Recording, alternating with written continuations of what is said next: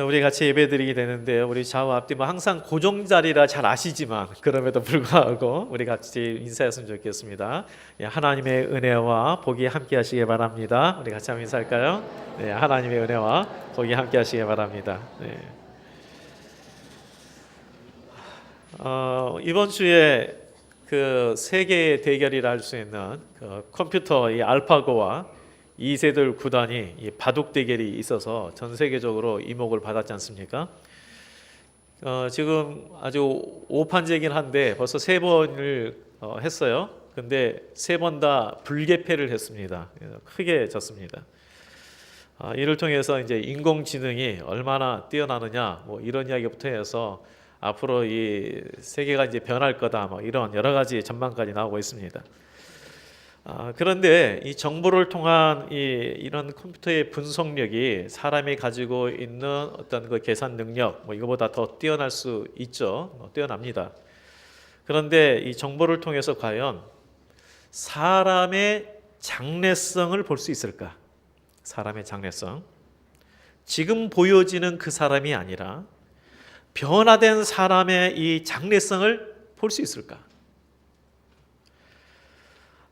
우리 사람에 대해서 우리 지금 현재 보여지는 그 사람이 아닌 장래에 이 사람이 변화됐을 때 어떠한 사람이 될 것인지에 대해서 바로 이렇게 멀리 보시는 그런 우리 주님이 제자를 부르셨습니다. 그냥 계산으로 컴퓨터처럼 계산으로 모든 것을 어떤 이런 자료들을 다 종합해 가지고 이 정도면 됐다 이게 아니라 지금의 모습은 너무나도 부족하지만 그러나 하나님께서 함께 하신 이후에 변화된 삶 가운데 그가 어떤 삶이 될 것인지를 우리 주님은 다 아시고 부르셨다는 거예요. 그래서 하나님의 부르심에는 후회가 없다라고 로마서 11장 29절에 말씀하셨습니다. 오늘 본문은 예수님께서 제자들을 부르시고 또 부름받았던 제자들이 어떻게 반응했는지에 대한 말씀이 기록이 되어 있습니다. 예수님께서 이 갈릴리 해변에 그물 던지는 시몬과 또 안드레 그리고 야고보, 요한 이들을 제자로 부르셨습니다. 그런데 요한복음에 보면요, 우리가 지금 볼 때는 처음에 갑자기 나타나셔서 제자로 부른 것처럼 이렇게 보이지만 요한복음을 보면 이 갈릴리 호수에 예수님께서 이들을 찾아가시기 전에 이들을 먼저 한번 만나신 적이 있어요. 그것은 세례 요한에게 세례를 받으신 직후에 이들을 만나셨습니다. 당시 이들에 대해서 예수님께서 제자로 부르시진 않으셨어요. 그냥 이들을 만나셨는데 그 사건만 기록이 되어 있습니다. 그런데 이번에는 예수님께서 그들의 삶의 현장으로 찾아오셔서 제자를 부르셨어요. 제자로. 이걸 보면서 어떤 생각을 하게 되냐면 주님의 때가 있다. 우리를 기다리시게 할 때가 있고 우리 주님께서 우리를 부르실 때가 있고요. 또한 우리에게도 기도할 때도 마찬가지입니다. 응답의 때가 있고요. 때로는 하나님께서 소망으로 인내케 하시는 때가 있다. 우리 주님의 때와 우리의 때가 같지 않는 경우가 참 많습니다. 그리고 우리 주님의 이 때는 나의 상황에 의해서 결정되지 않습니다. 내가 급하기 때문에 때로는 하나님께서 우리의 기도에 속히 응답해 주시기도 하지만 그러나 우리가 급하다고 원하는 대로 응답되는 건 아니지 않습니까? 그것은 오직 이를 계획하시고 성취하시는 주님의 뜻에 의해서 이루어집니다. 그러므로 우리 성도님들 내 때하고 주님의 때가 다를 때에 주님께서 나를 외면하셨다라고 생각하지 마세요. 실망하지 마십시오. 그리고 낙심하지 마세요. 가장 적절한 타이밍은 우리의 인생의 모든 수를 앞서 보시는 우리 주님이 잘하십니다. 그렇기 때문에 우리는 바로 주님을 의지하고 믿음으로 기다리시면 됩니다. 그런데 이 제자로 부름을 받은 이들이 처음에 이 예수님을 만나고 그리고 이번에 이제 예수님께서 그들을 제자로 부르셨을 때 그 시간 간격이 얼마나 된지는 모르겠어요. 이것이 며칠인지 아니면 몇 달인지는 모르겠습니다만 이 만남을 통해서 이들에게 변화가 있었던 거예요. 그래서 이들이 이 변화가 있었기 때문에 부르셨을 때 즉각적으로 그들이 응답을 했습니다. 짧은 만남이지만 깊은 감동을 받으면 그 만남이 일생을 좌우합니다. 그래서 이 짧은 만남을 통해서도 큰 감동을 받고 자신들이 어떠한 삶을 살아야 할 것인지를 생각할 수 있는 충분한 시간은 됩니다. 그래서 제가 짧은 만남을 통해서도 그 인생이 완전히 변화를 받는 예를 하나 좀 소개하고 싶어요. 그 정약용이라는 우리 아주 위대한 스승이 계시죠. 정말 그 조선 시대 때에 학자로서는 대학자입니다. 근데 이분이 이제 천주교 이 사건 때문에 강진으로 유배됐습니다. 강진. 근데 그때 유배되었던 곳에 그 15살 된 소년, 황상이라는 소년이 찾아왔어요. 그래가지고 선생님, 제게 3가지 문제가 있습니다. 첫째는요, 너무 둔하고요. 둘째는 앞뒤가 꽉 막혔고요. 셋째는 답답합니다. 저 같은 아이도 정말 공부 잘할 수 있을까요? 라고 질문했더니 정약용 선생님이 뭐라고 대답을 했는지 아십니까? 이렇게 했어요. 그렇구나. 하면서 배우는 사람은 보통 3가지 큰 문제가 있다. 근데 너는 그 3가지 중 하나도 없다. 그게 뭡니까? 배우는 그 사람들이 가지고 있는 큰 문제 3가지가 뭔지 이야기해 줬어요. 첫 번째는 민첩하여 금세 외우는 거다. 이런 아이들은 가르치면 한 번만 읽고도 바로 외운다. 정작 문제는 지 머리만 믿고 대충 소홀하게 넘어가는 데 있다. 완전히 제 것으로 만들지 못한다. 근데 너는 그게 없다는 거예요. 둘째는 예리하게 글을 잘 짓는 것이다. 이런 사람은 질문의 의도와 문제의 핵심을 금세 파악한다. 바로 알아듣고 글을 짓는 것은 좋은데 다만 또 재주를 못 이겨 들떠 날리는 게 문제다. 자꾸 튀려고만 하고 진중하고 듬직한 맛이 없다. 셋째는 깨달음이 재빠른 것이다. 대번에 깨닫지만 투철하지 않냐고 대충 하고 마니까 오래가지 못한다. 너는 이 3가지가 없다. 칭찬입니까? 뭡니까? 그러면서 내 생각을 말해줄까? 공부는 꼭 너 같은 사람이 해야 된다. 둔하다고 했지? 송곳은 구멍을 뚫기에는 쉬워도 다시 막히기 쉽다. 둔탁한 끝으로 구멍을 뚫기는 쉽지 않지만 계속 드립하면 구멍이 뚫리게 되고 뚫려서 어려워서 그렇지 한 번 뚫리면 절대로 막히는 법이 없다. 너가 앞뒤가 꽉 막혔다 그랬지? 그러면서 이렇게 얘기했어요. 여름 장마철에 봄물을 봐라. 막힌 물은 답답하게 앞으로 나가지 못한 채 제자리에 빙빙 돈다. 그런데 농부가 삽을 들어서 막힌 봄물을 터뜨리면 그 성대한 흐름을 아무도 막을 수 없다. 얼마나 통쾌하냐. 그리고 너가 답답하다고 했지? 처음에는 누구나 공부가 익지 않아서 힘들고 버벅거리고 들쭉날쭉하다. 그럴수록 꾸준히 연마하면 나중에는 튀어나와 울퉁불퉁하던 것이 반질반질 반반해져서 마침내 빛나게 된다. 그래서 구멍을 어떻게 뚫어야 할까? 부지런하면 된다. 막힌 것을 틔우는 것은 부지런하면 된다. 연마하는 것은 어찌 하냐? 부지런하면 된다. 그렇게 할 수 있겠냐? 이렇게 물어보니까 이 소년이 감격해서 끄덕끄덕거리고요. 너라야 할 수 있다고 북돋아준 이 한마디가 이 소년의 삶을 완전히 바꿔버렸어요. 이 한 번의 가르침 이후에 소년의 인생이 변했습니다. 훗날 황상은 추사 김정희도 인정한 뛰어난 문장가가 되었습니다. 한 번의 만남에서 이 한 사람의 참성을 보고 이야기해줬던 격려의 한마디가 이 소년의 인생을 바꿔버린 거예요. 짧은 만남도요, 이렇게 사람의 삶을 완전히 바꿀 수 있어요. 그러니 예수님께서 제자들을 이전에 한번 만나셨는데 이 내용이 어떤 내용인지 우리는 정확하게 잘 모릅니다만 그 짧은 만남이지만 이 만남을 갖고 이들이 다시 아직은 제자로 부르시지 않았습니다. 그래서 그들의 일상토로 돌아왔을 때에 그물질을 했을 때에 이전의 그물질하고는 아마 분명히 달랐을 거예요. 그의 생각들이 많이 변했을 겁니다. 그리고 당시의 관습과는 전혀 다른 방식으로 주님께서 이를 또한 부르셨어요. 거기에도 아마 감동이 있었을 거예요. 이게 뭐냐면 고대의 이 문화적 관습은요, 제자들이 스승을 찾아와서 제자가 되겠다고 합니다. 저를 뭐 이렇게 문화로 이렇게 받아주시라고 이렇게 뭐 그냥 뭐 무릎 꿇기도 하고 아니면 뭐 어떤 테스트를 받기도 하고 이런 경우가 많았어요. 그런데 예수님은 지금 어떻게 했어요? 먼저 이들을 찾아가셔서 택하셨어요. 이들의 삶의 자리에 찾아가서 택하신 거예요. 심지어 마태라는 그런 세리조차도 그가 세관에 앉아 있을 때 찾아가셔서 그를 택하셨어요. 이것은 사람을 선택함에 있어서, 일을 행하심에 있어서 모든 것이 하나님의 주권과 하나님의 뜻에 달려 있음을 우리에게 말씀해주고 있는 것입니다.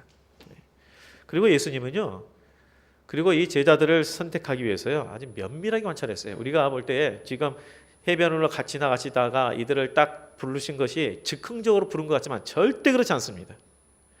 자, 한번 18절 말씀을 한번 보세요. 18절 말씀에 같이 한번 읽어볼까요? 네, 시작. 갈릴리 해변에 다니시다가 두 형제 곧 베드로라 하는 시몬과 그 형제 안드레가 바다에 그물 던진 것을 보시니 그들은 어부라. 자, 해변을 그냥 야 경치 좋구나, 이런 참 좋은 경치가 있구나 하면서 그렇게 보면서 있는 게 아니고요. 여기에 시몬과 안드레, 이전에 만났던 시몬과 안드레가 지금 바다에 그물질한 것을 보셨다 하고 되는데, 이 보다라는 단어는요 주목하다, 면밀히 관찰하다라는 그런 뜻이에요. 원래. 그러니까 면밀히 관찰하다는 뜻이에요. 면밀히 관찰하다. 예수님은 하나님의 아들이시기 때문에 신적인 통찰력이 있어요. 그런데 이런 신적 통찰력을 가지고 지금 이 사람을 면밀히 관찰하고 있는 거예요. 그 사람의 기질과 그 사람의 성품까지 면밀히 지금 파악하고 계신 거예요. 보고 있어요. 그리고는 나를 따라오너라 라고 부르신 거예요. 그리고 나중에 제자들 중에 사도로 선택할 때는 또 어떻게 하신지 아세요? 이 예수님도요 사도로 12명을 선택할 때는 산에 올라가셔서 밤이 맞도록 기도하시고 나서 선택하셨어요. 사실 이 외적인 조건을 따진다면 예수님이 제자를 찾기 위해서 어디를 가야 합니까? 갈릴리로 가면 안 돼요. 사실은 외적인 조건만 가지고 제자를 부른다면 예루살렘으로 가야 돼요. 당시에 이 예루살렘에는 학식이 뛰어나고 율법의 교육을 잘 받은 사람들이 거기에 있어요. 그러나 갈릴리는 그렇지가 않아요. 그 당시에 갈릴리는 이방 사람들이 많은 곳이에요. 이방의 갈릴리라고 불렀어요. 변방의 시골입니다. 그나마 처음 부름을 받았던 이들이 직업이 어부들입니다. 우리 시대하고 그 시대가 달라가지고 요즘에는 이 어부들에 대해서 뭐 큰 어떤 그 오해도 없고 그렇지만 이 당시에는요 어부들을 참 무시했어요. 왜냐하면 이들이 대부분 율법의 교육을 제대로 받지 않았고 율법대로 살지 못한다라고 해서 이 바리새인들 입장에서는 상민이라고 이렇게 무시당했습니다. 자, 이처럼 예수님 앞에 지금 처음 부름을 받은 사람들은 그 당시의 사람들 입장에서 볼 때는 사실 외적인 조건들은 볼품없는 사람이에요. 이전에도 그렇고 오늘날에도요 한 종교의 어떤 수준을 뭐로 보냐면요 그 종교를 믿는 자들의 사회적으로, 경제적으로, 정치적인 그들의 어떤 삶의 수준과 비례한다고 생각을 해요. 그러니까 그 가르침의 말씀의 깊이보다 그것을 지금 현재 그런 종교 안에서 자란 사람들이 사회적으로 가지고 있는 그러한 수준, 이것으로 평가를 해요. 그런데 예수님을 따르는 제자들은 갈릴리 총구석의 뱃사람들이고 또 세리고 또 창기들이고, 그러니 그들의 눈에 보기에는 예수를 따르는 그 종교가 천하게 보이지 않겠어요? 그래서 이런 말을 하죠. 나사렛 땅이라고 해요. 나사렛 땅 이렇게 이야기를 했어요. 그럼에도 불구하고 예수님께서 왜 이들을 부르셨을까? 그 당시 사람들이 좀 더 이 종교의 수준 높은 것을 보려면 부름받은 사람들이 그 당시에 율법으로도 능통하고 뭔가 사회적으로도 지위가 있고 영향을 끼치는 그런 사람을 제자로 부르셨다면 더 낫지 않았을까? 우리 생각엔 그렇지 않습니까? 그런데 예수님은 외적인 것을 보지 않으셨어요. 외적인 조건을 보지 아니하시고 그들의 중심을 보시면서 그 통찰력을 갖고 지금은 사실 드러나지 않았지만 이후에 장래된 변화된 그 모습을 보시고 이들을 부르셨습니다. 요한복음 2장 23절 24절 말씀에 보면 친히 모든 사람을 아시며 또 친히 사람의 속에 있는 것을 아신다. 이렇게 말씀하셨어요. 우리 주님은 우리의 속에 있는 게 무엇인지를 다 아신다는 거예요. 모든 사람을 알고 우리 속에 있는 것을 아신다. 우리의 잠재성도 아시고 변화된 이후의 그 삶도 아신 거예요. 우리 주님께서요, 우리 성도님들, 우리 하나님이 천지를 창조하셨다는 것을 다 아십니까? 믿으세요? 아십니까? 아니면 믿으세요? 어렵습니까? 우리는 천지를 창조하신 하나님을 믿잖아요. 그렇다면 이 천지를 창조하신 하나님은 가장 뛰어난 조각가 아니십니까? 그래서 하나님의 위대하심은요, 뛰어난 자를 잘 선택해 부르시는 선별력이 있는 게 아니고 어떤 자이든 부름을 받은 자들을 위대케 만드시는 변화의 능력이 바로 하나님께 있어요. 하나님께서는 외적인 조건들이 좀 학벌이 좋은 사람, 사회적 지위가 좋은 사람, 여러 가지 것들을 많이 가지고 있는 사람을 부른 것이 아닙니다. 그러므로 우리가 하나님을 신뢰하고 나의 삶을 맡기는 자세, 말씀대로 순종하는 자세만 가지면, 이런 내적인 자세만 가지면 나머지는 하나님의 인도하세요. 처음부터 우리 주님은 외적인 것은 보지 않았어요. 그리고 하나님도 그러셨잖아요. 나는 사람이 보는 것 같이 외모 보지 않는다. 외모라는 것은 우리가 말하는 얼굴 말하는 건 아니잖아요. 외적인 거 안 본다. 나는 중심을 본다 그랬어요. 내적인 자세를 본다는 거예요. 그래서 지금 내가 가지고 있는 것들, 외적인 어떤 조건들이 부족해도 낙심하지 마시고요. 그것에 집중하지 마세요. 나를 부르시고 인도하시는 하나님께 집중하십시오. 그러면 하나님께서 나머지 부분들을 인도해 주십니다. 그리고 이제 내적인 조건에서요, 우리가 한 가지 좀 더 생각해야 될 부분이 있어요. 내적인 조건. 자, 위에서 아까 말했죠. 하나님을 신뢰하고 맡기는 자세. 말씀대로 순종하는 그러한 내적인 자세에 대해서 이야기했다면, 또 한 가지 뭐냐면 오늘 본문에 하나님은 자신의 삶에 성실한 자들을 불러 쓰시는 거예요. 제자의 부름을 받은 이들을 보면 어디서 부름을 받았습니까? 일터에서, 자신의 일터에서 부름을 받았어요. 누가복음 5장에 보면 이 베드로를 비롯한 다른 그 형제들이 어떻게 부르심을 받았는지에 대해서 자세히 언급되어 있습니다. 우리 잘 아시죠? 예수님께서 딱 오니까 이 베드로와 그 형제들이 밤이 맞도록 수고를 했는데 한마디도 못 잡아가지고 이제 그물을 싣고 있을 때 예수님께서 나타나시잖아요. 그래가지고는 배를 좀 띄워라. 배를 띄워서 많은 사람들에게 말씀을 전하시고 그 다음에 베드로에게 이야기하기를 깊은 물로 가서 그물을 던져라.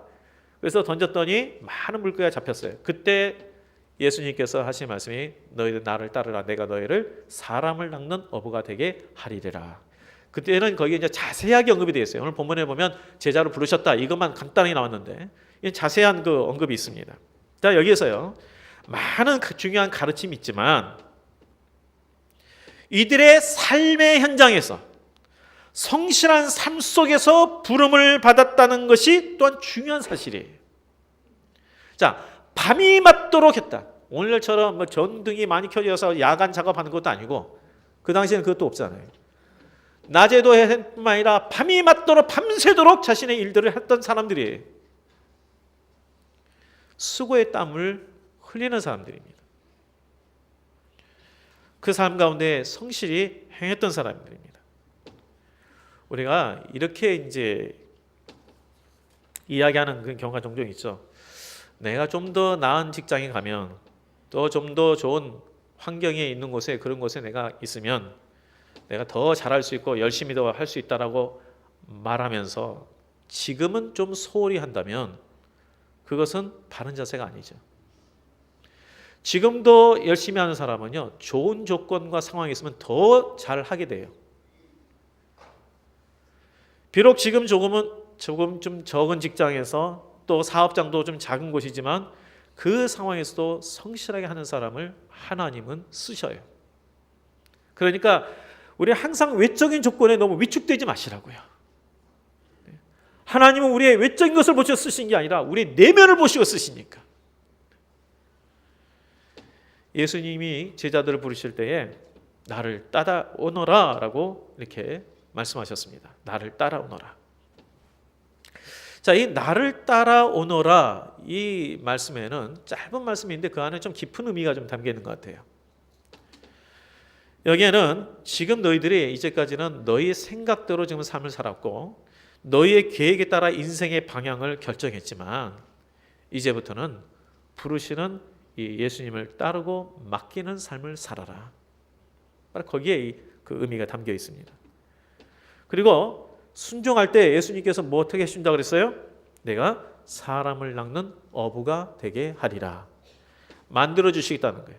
너희들이 순종하면 내가 너희를 사람의 낚는 어부가 되도록 내가 만들겠다는 거예요. 그래서 우리가 나의 부족함에 대해서 그렇게 염려할 수 없는 것은 하나님께 붙들리면 하나님이 도우시고 만들어 주십니다. 네. 이러한 확신을 가졌기에 베드로와 다른 동료들이 그물을 버려두고 예수님을 쫓은 것입니다. 한번 생각해 보세요. 어부들에게 있어서 정말 중요한 게 뭐겠어요? 어부들에게 있어서 정말 중요한 것은 배와 그물 아닙니까? 거의 배와 그물이 전부입니다. 근데 예수님께서 너 나 따르라 할 때에 이들이 어떻게 했어요? 20절 말씀을 보세요. 그들이 곧 그물을 버려두고 예수를 따르니라. 곧이라는 유테오스란 단어인데 즉시 당장 이런 뜻이. 부르심에 즉시 당장 응답을 했어요. 한번 계산해 보고요. 잠깐 타임 해가지고 잠시 한번 좀 우리 논의하겠습니다. 이게 아니 즉시 응답을 했어요. 물론 아까 처음 말씀했죠. 이 부르시기 전에 예수님과의 만남이 있었습니다. 그 만남을 통해서 많은 변화가 있었어요. 그리고 예수님께서 이 신적인 능력으로 이들이 행하신 것을 보면서 이들에게 다시 한번 또 감동을 줬어요. 그래가지고 불렀을 때에 이들이 즉각적으로 수락을 했습니다. 야고보와 요한도 마찬가지. 아버지의 배에서 그물을 깁는 이들을 제자로 부르셨어요. 근데 이들도 어떻게 해요? 아버지를 뒤로 하고 쫓았다고 돼 있어요. 지금 아버지가 지금 그 아들 형제들하고 세 사람이 지금 어부로서 배를 가지고 일을 하고 있는데 두 사람이 떠나버리면 어떻게 됩니까? 아버지 혼자서 어떻게 일을 해요? 그런데 이들은 그 부분은 아버지가 알아서 좀 하십시오 하고 그냥 하고 따라가요. 배는 생업을 나타낸다면 아버지는 가족의 관계잖아요. 사람에게 있어서 이 생업과 가족의 관계가 얼마나 중요합니까? 그런데 이들은 예수님의 부름 앞에 자신의 생업과 또한 이 중요한 것들을 뒤로 하고 따랐다는 것입니다. 여기서 이 따르다라는 것을 우리가 다시 한번 생각해 보는 거예요. 그래서 이 따른다라는 것은 주님이 어디를 가시든지 함께 동행한다는 뜻이에요. 그렇죠? 평탄한 곳, 좋은 곳에 가는 것은 따라가는 것, 이것뿐만 아니라 좀 어렵고 험한 길, 거기도 내가 따라갈 때 이것이 따르는 거예요. 제가 이제 일부 때도 좀 이야기를 했는데 제가 이 장례를 하면서요 정말 고생한 장례가 한 번 있어요. 너무너무 고생을 했어요. 지금은 그런 일이 절대 없을 거예요. 제가 이제 그 동료 목사님이 휴가를 가는 바람에 대신 제가 장례를 치르게 됐는데 아니 서울에서 장지도 멀더라고요. 어디니 무주구춘동에서 조금 더 들어가더라고요. 그래서 4시간 반 동안 차를 타고 갔는데 이제 거기서 근처에서 나는 이제 장례를 할 줄 알았어요. 그랬더니 그게 아니고 앞에 큰 산이 보이는데 이 저 산 너머라는 거예요. 그래서 나는 길이 있는 줄 알았더니 길도 없어요. 그래가지고 이 운가신 분도 엄청 고생한 것이 가면서 길이 없으니까 톱으로 썰어가지고 나수로 쳐가지고 길을 만들면서 올라갔어요.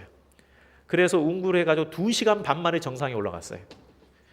그리고 거기 가니까 거기 묘가 하나 있더라고요.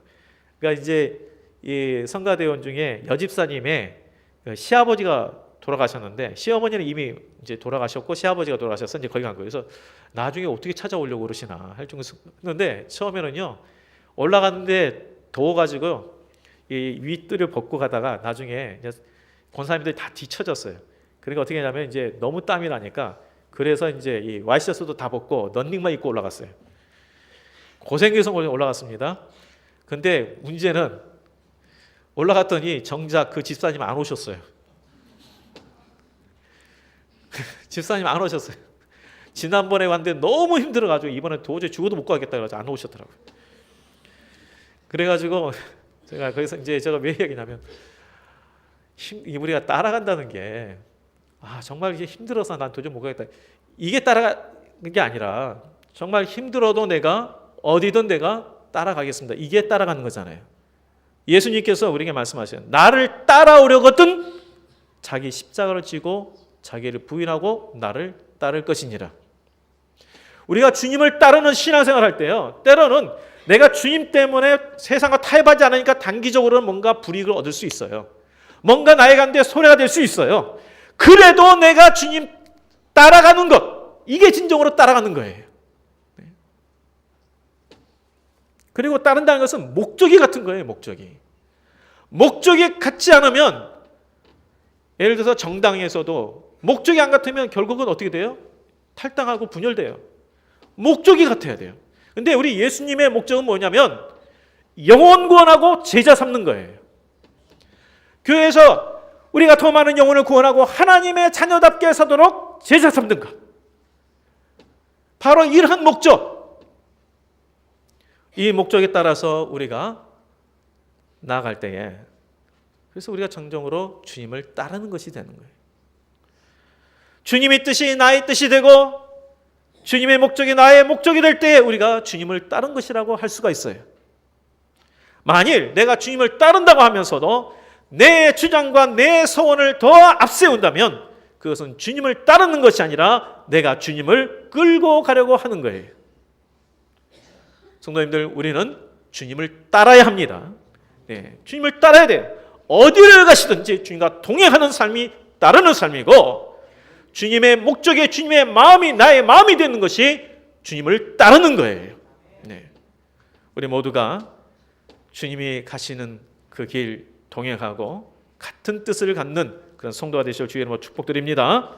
그래서 당장은 주님의 뜻이 무엇인지를 다 알지 못해도 신뢰하고 그리고 나를 선택하시고 구원하심에 대한 그 은혜를 감사하면서 따르는 신앙이 될 때 그때 우리를 통해서 하나님께서 내 삶 가운데에 하나님께서 하나님 되심을 드러내고 우리를 통하여 하나님이 역사하시는 겁니다.